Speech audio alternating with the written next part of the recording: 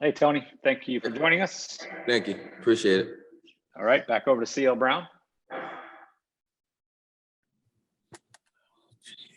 Tony, sorry, I'm on my phone doing this, and so the mute button always disappears right when you touch screen. But anyway, sorry. I'm working on something on targeting, and I was wondering when I asked Coach Brown about it, one of the things he brought up was just the speed of the game. And sometimes you're making a split-second decision, and it can't be avoided for maybe your head not to be in the perfect place.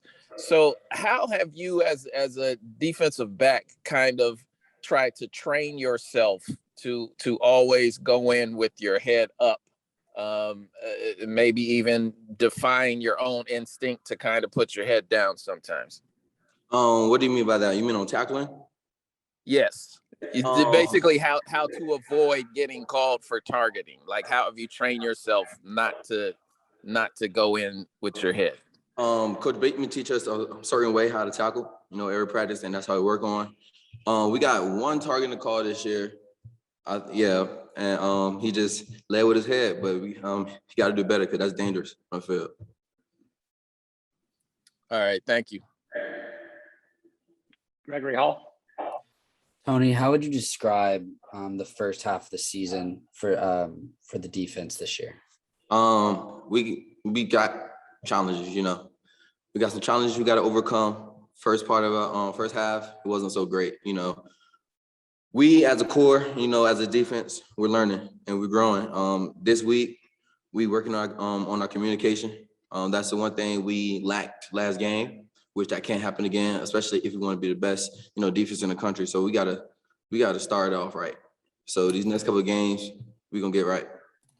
The communication issues, is it not getting the proper assignments in? Is it not communicating as far as who has who or what the offense is doing? Just can you shed some light onto what exactly those issues entail?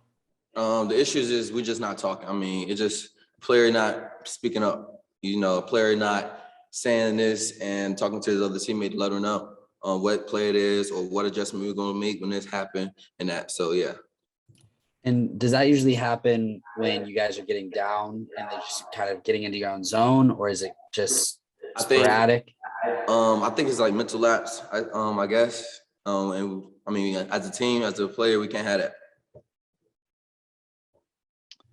Isaiah Lucas, go ahead. Hey, Tony, just want to know if you had any thoughts on the Miami receiving core. Miami receiving core, they're amazing receivers. They got a transfer from Oklahoma. They got Harley in the slot, and so they got a good core, a real good core. We got to play fast.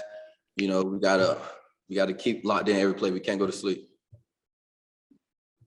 All right, last one. Back over to Gregory Hall.